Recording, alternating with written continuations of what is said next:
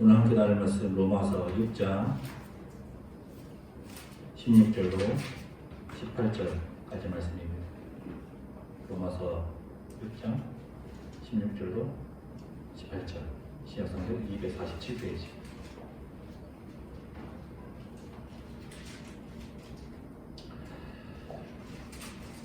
제가 공독해 드리겠습니다.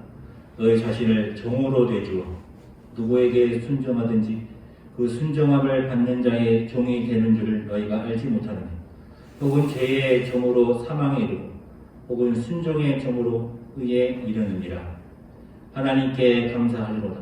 너희가 본래 죄의 종이로니 너희에게 전하여 준 바 교훈의 본을 마음으로 순종하여 죄로부터 해방되어 의에게 종이 되었느니라. 아멘. 제가 지금부터 말씀드리는 것은 신사임당이라는 유튜브 채널에서 이군 후 정신과 의사 35년생이시기 때문에 연세가 굉장히 고령이신 이군 후 정신과 의사 선생님과 인터뷰한 내용입니다.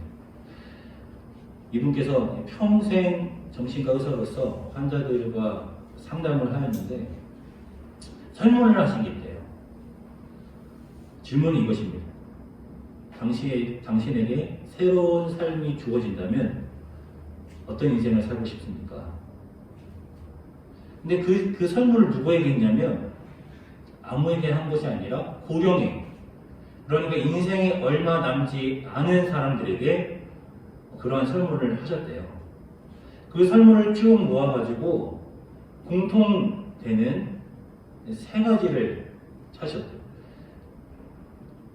객관식이 아니라 주관식이니까 자기 생각을 자유롭게 쓸 텐데 그럼에도 불구하고 다 모아놨더니 이것이 가장 많이 나오는구나. 그 세 가지가 있었다는 거예요. 그러면 제가 그 세 가지가 먼저 무엇인지 말씀드리기 전에 먼저 좀 잠깐 생각해 보세요.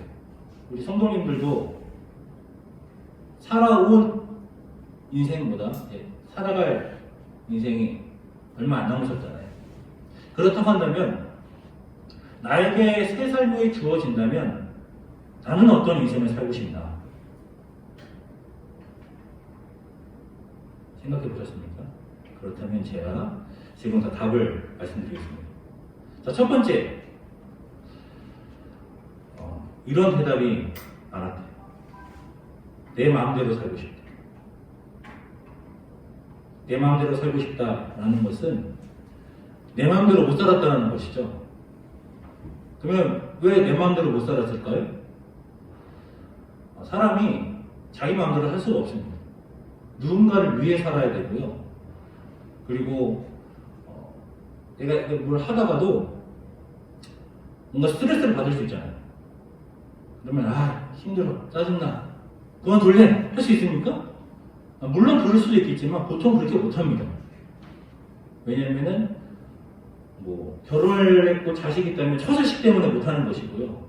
처자식이 없다고 할지라도 그것도 한두 번이죠. 힘들고 짜증날 때마다 어떻게 계속 관두겠어요. 그런데 좀 자유롭게 살고 싶다. 내 마음대로 살고 싶다. 얽매여 살고 싶지 않다. 두 번째입니다. 두 번째는 뭐냐면 엉킨 것을 풀고 싶다예요. 엉킨 것을 풀고 싶다. 마음에 있는 응어리를 말하는 거예요. 저도 조금 이제는 이해가 돼요. 그 말이 무슨 말인지. 사람이 살다 보면 감정의 응어리가 생기잖아요. 이게 깊어지면 병이 되기도 하지요. 우리가 누군가에게도 이 감정의 응어리를 주고요. 또 누군가에게 감정의 응어리를 받습니다. 첫 번째, 내 마음대로 살고 싶다라는 것은요, 나에게 하는 말이죠. 나를 돌아보니까 나는 내 마음대로 살지 못했어. 두 번째, 얽매인 것을 풀고 싶다라는 것은 너 관계를 말하는 것이죠. 우리가 그 그 사람이 그렇게 상처를 주려고 한 말이 아닌데 상처를 받을 때가 있어요. 내가 상처를 주려고 한 말이 아닌데 상처를 받을 때가 있어요. 사람 말이 아다르고 어다르다라고 하지 않습니까? 맞습니까? 사람 말이 아다르고 어다른데요. 내가 아라고 말했는데 상대가 어라고 받아들일 때가 있어요. 그런 게 좀 없었으면 좋겠고, 그런 것이 있었다면 상대방에게 있는 것도 나에게 있는 것도 다 풀고 싶다라는 것이죠. 마지막 하나 남았는데, 첫 번째, 두 번째 동의가 되세요? 어찌 보면 첫 번째와 두 번째는요 연결되는 부분이 있어요. 왜 내가 하고 싶은 대로 살고 싶다 그런 생각 할까요? 무엇인가 감정의 응어리가 있을 때 그것이 해결 안 되니까, 해결 안 되는 게 있으니까 그런 후회가 남는 것이죠. 난 내 마음대로 살지 못했어. 마지막 세 번째입니다. 마지막 세 번째 뭘까요? 마지막 세 번째는 베풀며 살고 싶다. 베풀며 살고 싶다. 돌아보니까 안 베풀었다고 하는 것이죠. 그렇게 공통으로 나온 것인데 그 많은 사람들이 전혀 베풀지 않는 인생을 살았을까요? 아니에요. 베푸는 인생을 살았겠죠. 그런데 그럼에도 불구하고 후회가 남는 거예요. 그때 그냥 도와줄 걸. 그때 그냥 도와줄 걸. 저는 왜 사람들이 이런 후회를 하게 될까? 새 삶이 주어진다면 어떤 인생을 살고 싶습니까? 라는 질문은 달리 말하면 인생에 살면서 무엇이 후회됩니까? 그런 같은 질문이겠죠. 왜 이런 후회를 하는 걸까요? 이거는 이제 지금부터 말씀드리는 것은 이제 저의 해석이고 저의 생각입니다. 왜 이런 세 가지의 후회가 남는 것일까? 저는 여유가 없기 때문이라고 생각해요. 여유가 없기 때문에. 왜 내가 하고 싶은 대로 살지 못할까요? 예를 들면은 나는 그냥 노래하는 일을 하고 싶어. 노래하는 일. 근데 모든 사람들이 다 가수가 될 수 없거든요. 사실은 모든 사람들이 다 가수가 될 수 있습니다. 근데 못하는 게 뭐냐면요. 모든 사람들이 다 가수가 될 수 있지만 모든 사람들이 다 성공하는 가수가 될 수 없는 거예요. 심지어 그 가수로 생계를 유지할 수 있는 사람에 비하면 안 돼요. 그러니까 가수가 되고 싶어도 가수가 못 되는 것이죠. 근데 그 사람이 여유가 있어요. 예를 들면 돈이 좀 있어요. 생활하는데 전혀 지장이 없어요. 그러면 본인이 하고 싶은 거 할 수 있는 것이죠. 왜 직장에서 들어오고 취소하다 할 때 관두지 못할까요? 여유가 없기 때문입니다. 만약 여유가 있으면 어떨까요? 내 주머니에 돈이 좀 있어요. 이 직장 당장 때려쳐도 먹고 사는데 문제가 없어요. 그러면 들어서 취소하다 직장을 때려치기 전에 먼저 그렇게 부정하게 지시하는 사람한테 말할 거예요. 그건 좀 부당한 것 같습니다. 그건 제가 안 해도 되는 일 같습니다. 여유가 없는 것이죠. 두 번째, 왜 응어리가 질까요? 저는 그것도 여유가 없기 때문이라고 생각해요. 사람이 여유가 없잖아요? 그러면 아무것도 아닌 말인데 상처받는 거예요. 여유가 있잖아요? 그냥 웬만한 거 다 넘어갈 수 있어요. 내가 기쁘고 평안하고 즐거우면요, 상대방이 좀 싫은 소리 해줘요. 그 말이 내 감정 안으로 안 들어요. 근데 내 마음이 공고할 때, 내 삶이 힘들 때, 그 말이 상처를 주려고 한 말이 아닌데도 고투해서 듣는다니까요. 여유가 없는 거예요. 왜 베풀지 못할까요? 여유가 없기 때문이에요. 베푸는 삶을 살지 못했어. 저는 그런 후회를 하는 것은요, 살아보니까 인생이 너무 짧거든요. 이렇게 짧은 인생 사는데 내가 왜 그렇게 아둥바둥 살았을까? 좀 베풀면 살지. 근데 저는요, 그분이 다시, 정말 그럴 수는 없지만, 그분에게 다시 새 삶이 주어진다 하더라도 그분은 베풀면서 못 삽니다. 왜냐면요, 우리들의 인생은 여유 있지 않아요. 무한 경쟁 시대예요. 인생을 쭉 살아보면 알지만 돈을 잘 벌 때가 있습니다. 뭐 주로 돈을 언제 제일 잘 벌까요? 뭐 20대 때는 뭐 직장 생활 한지 얼마 안 됐으니까 많이 못 벌 때고 30대부터 돈을 벌기 시작해서 40대, 50대 보통은 가장 많은 돈을 벌겠죠.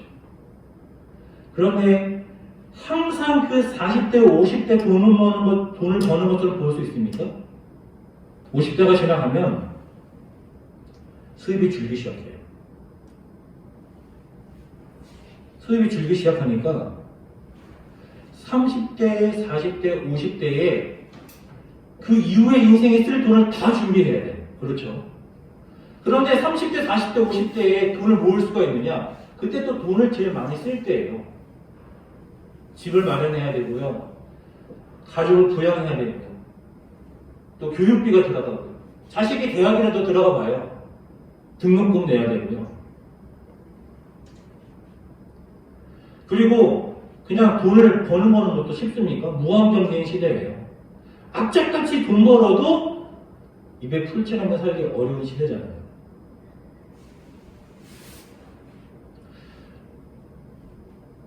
그나마 30대, 40대, 50대에 돈을 잘 벌 수 있는 사람도 사실 몇 안 돼요. 대부분의 사람들은 30대, 40대, 50대다 할지라도 오늘 벌어, 오늘 쓰는 거예요. 모두가 다 30대, 40대, 50대 이 시간이 지나갈수록 노후에 대한 걱정이 쌓여가요. 내 노후가 어떻게 하나? 여유가 없는데 누굴 어떻게 도와요? 인생 살아보니 참 짧았구나. 아, 내가 왜 그때 못 도왔지? 그분이 새 삶이 주어져도 그 무한 경쟁 시대 속에 그 각박한 세상 속에 막 경쟁하며 가족 부양하며 노후 준비하며 살아가면은요, 나 못 도와요. 저는 그래서 의사, 정신과 의사께서 하신 그 말씀을 들으면서 하나의 키워드를 찾은 거예요. 아, 여유가 없어서 이렇게 후회가 남는구나.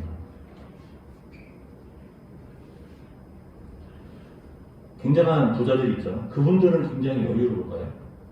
물론 뭐 물질적으로는 여유가 있을 수 있죠. 풍요로울 수 있죠. 그런데 보면은요, 엘리트라고 하시는 그 1%돈 많은 사람들 여유 있는 인생 안 살아요. 삶을 보면은요, 굉장히 팍팍하게 살아요. 오히려 물질적으로 여유 없는 사람들의 삶은 더 여유로워요. 성공한 CEO들, 엘리트들 여유 있게 살아가지 못해요. 굉장한 치열한 삶을 살더라고요. 뭐 제가 그런 인생을 사는 건 아니지만, 그러니까 모두가 다 여유가 없는 거예요. 그런데 여유가 있을 수 없는 굉장히 팍팍한 인생을 살아가는데 죽을 때가 되어 인생을 돌아보니 짧은 거예요. 당연히 후회가 나는 거예요. 그래서 저는 후회와 더불어 무슨 마음이 들 거라고 예상을 하냐면요, 허무함입니다. 인생이 참 허무하구나. 저는 그래서 우리들의 인생에 한 가지 키워드를 뽑는다고 한다면 결국은 허무함이라고 생각합니다. 인생은 허무하다. 왜냐하면 너무나 짧고 그 짧은 인생 여유롭게 살 수 없으니까.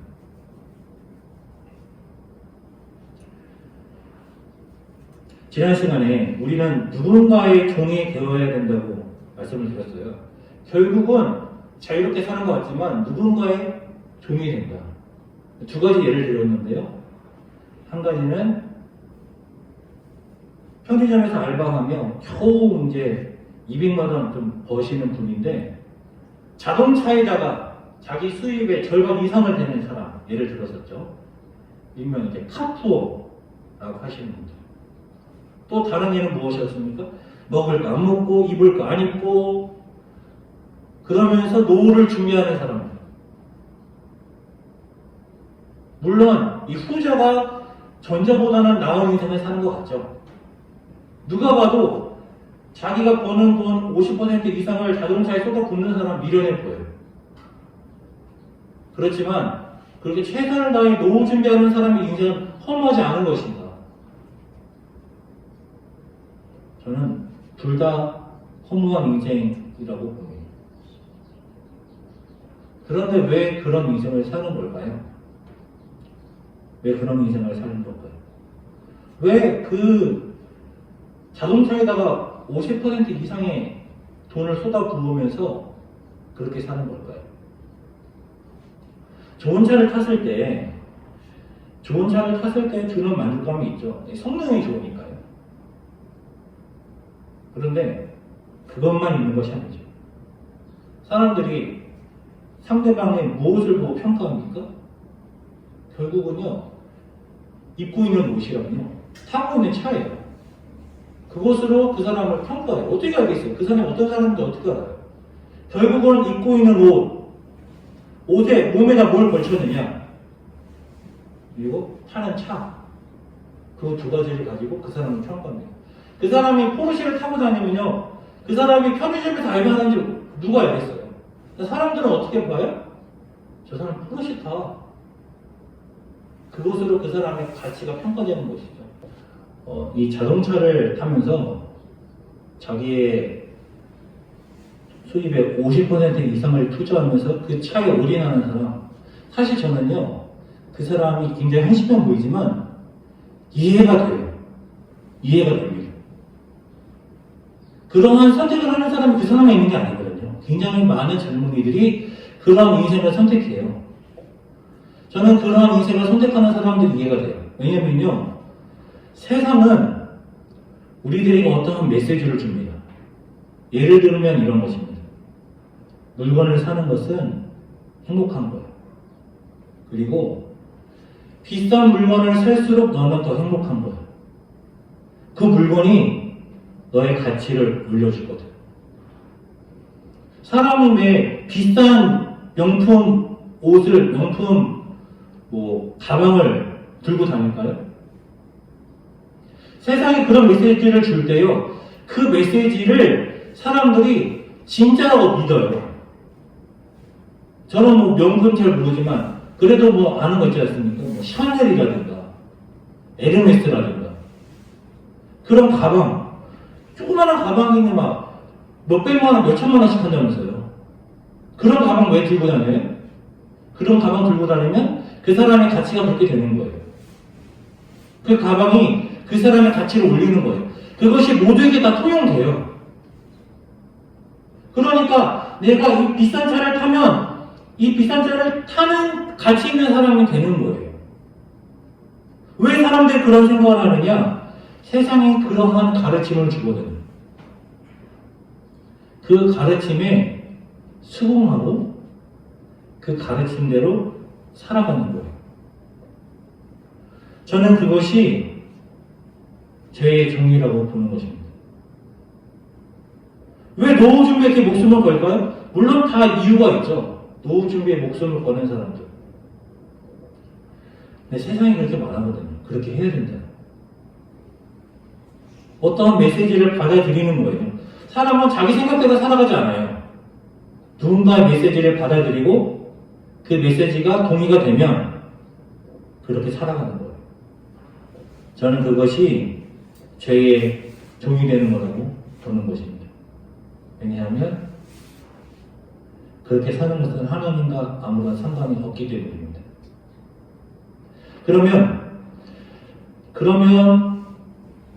종의 종이 아니라, 죄의 종이 아니라 순종의 종, 의의 종이 되는 것은 무엇입니까? 17절 같이 읽겠습니다. 17절 시작. 하나님께 감사하고자 너희가 본래 죄의 종이더니 너에게 전하여 준 바 교훈의 본을 마음으로 순종하여. 교훈의 본. 오늘 설교 제목이죠. 교훈의 본. 이 교훈은 이 가르침이라는 뜻이죠. 너에게 전하여준 말. 누구에게 전해준 것입니까? 우선은 전해받은 사람들은 이 로마서를 수신하는 로마 교회. 그럼 누가 전해줬을까요? 우선은 예수님이 전하였겠죠. 예수님이 전하였고 그 예수님의 메시지를 전달받은 제자들이 이 로마 교회에 전해준 것이죠. 결국은 이 가르침, 이 교훈은 예수님의 가르침이에요. 그러면 예수님의 가르침은 어디서부터 왔습니까? 예수님의 가르침은 하나님께로부터 왔죠. 하나님께로부터 온 가르침을 우리가 뭐라고 하죠? 율법이라고 하는 거예요. 예수님도 결국 율법을 가르치셨어요. 모세 율법을 하나님의 뜻, 하나님의 가르침, 하나님의 마음, 모세 율법을 예수님께서 가르치셨어요. 그 예수님의 가르침을 로마 교회도 전해받은 것이죠. 자, 그런데 이 교훈의 본이라고 하죠. 그냥 교훈이라고 하죠. 너에게 전하여 준 바 교훈을 마음으로 순종하여 라고 하지 않고 교훈의 본을 마음으로 순종하여 라고 하죠. 이 본은 뭐냐? 이 본은 쉽게 생각하면 틀인 거예요. 틀. 교훈이 어떤 틀을 만드는 거예요. 우리는 그 틀대로 만들어져야 되는 거예요. 왜 사도 바울이 감사하고 있을까요? 로마 교회가 그 가르침의 틀에 맞춰져서 변화되었기 때문에. 죄는 무엇이냐? 죄는 이 교훈의 틀, 이 교훈의 본으로부터 벗어나면 전부 다 죄인 거예요.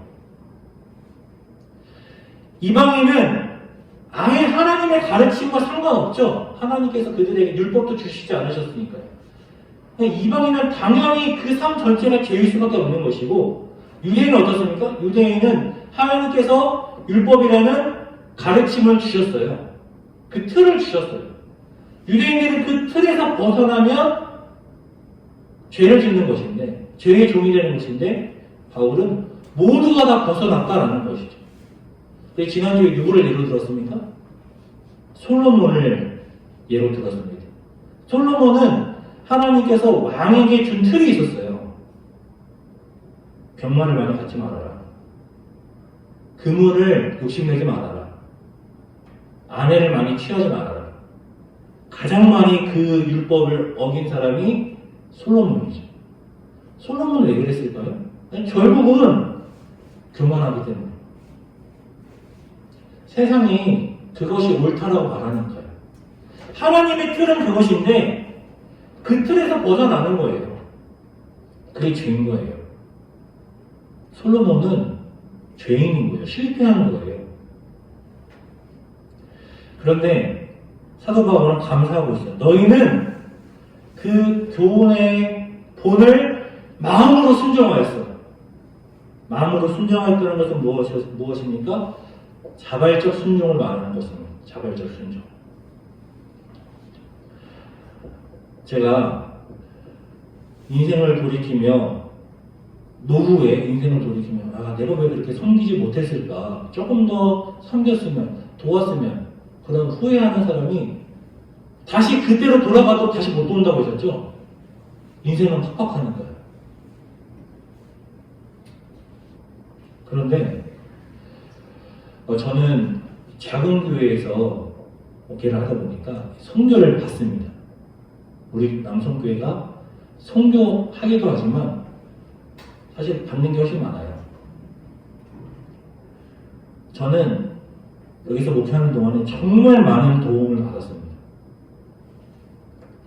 하나 예를 들면 제가 이제 가영교회에서 이 교회를 왔는데요. 가영교회의 권사님이 학교에서 청소하는 일을 하셨어요. 학교에서 청소하는 일을 하는데 그 청소하는 일을 하다가 학교에서 알게 된 다른 교회 권사님이 있었어요. 그 권사님은 뭐 음식을 만드시는 일을 하셨어요.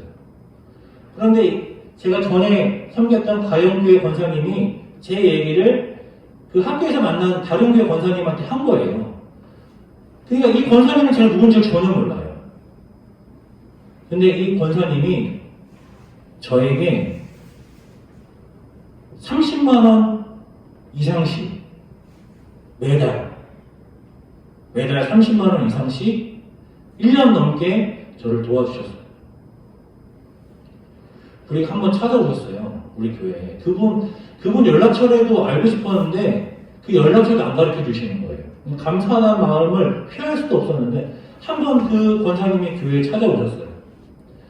그래서 그 권사님이 이 돈이 어떤 돈이냐를 알려주시는데요. 아들이 있는데 아들이 집도 없이 차에서 주무시면서 일을 열심히 하는 거예요. 그리고 그렇게 차에서 주무시면서 일을 열심히 하셔가지고 그 돈의 10분의 1, 11조죠. 10분의 1을 어머니께 그냥 드리는 거예요. 어머니께 드리면서 뭐라고 하느냐? 어머니, 이 돈을 어려운 교회에 헌금해 주세요. 그분이 어떻게 여유가 있겠어요? 여유가 없죠. 차에서 주무셨대요. 차에서 주무시면서 치킨을 튀기는 일을 하신 거예요. 치킨집을 운영하며 열심히 돈을 버셔서 30만 원 이상씩 엄마한테 어려운 교회 도와달라고.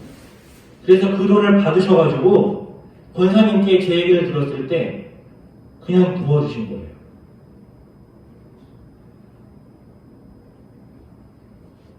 한 번 30만 원 도와주는 것도 쉬운 일이 아닙니다. 남에게 그냥 한 번 30만 원 도와주는 거 결코 쉬운 일이 아니에요. 근데 그분은 1년 넘게 저를 그렇게 도와주셨어요. 저는 분명히 자발적으로 기쁜 마음으로 하셨다고 믿어요. 그렇게 안 하면 어떻게 그렇게 합니까?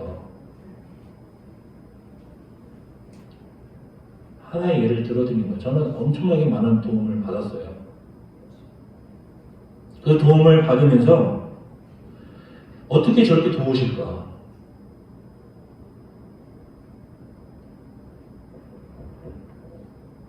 사랑하는 성도 여러분,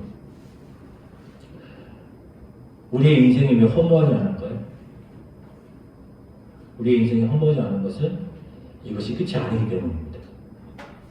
하나님께서 우리에게 영원한 생명을 허락하셨어요.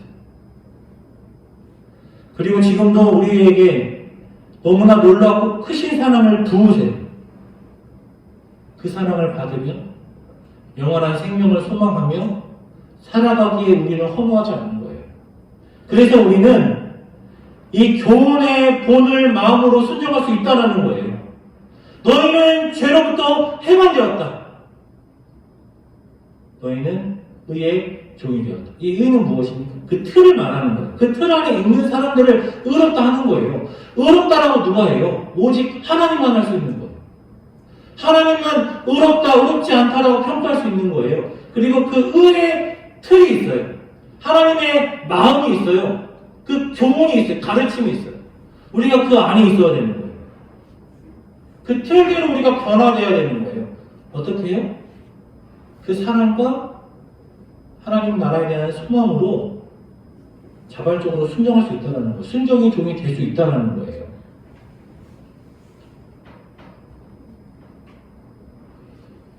사랑하는 성도 여러분, 우리도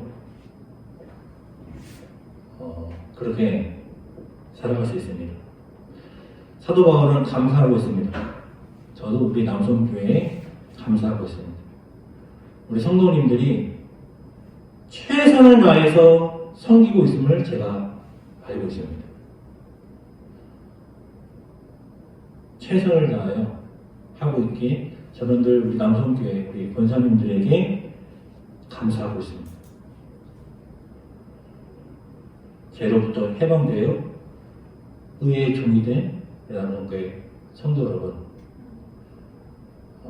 우리 인생이 허무하지 않으니 그 교훈의 틀대로 변화돼요. 주님의 마음을 기쁘시게 하고 또 우리 인생을 돌아봤을 때 허무하지 않은 인생이 될 수 있기를 주님의 이름으로 축원합니다. 기도하겠습니다. 사랑의 하나님, 주의 백성들이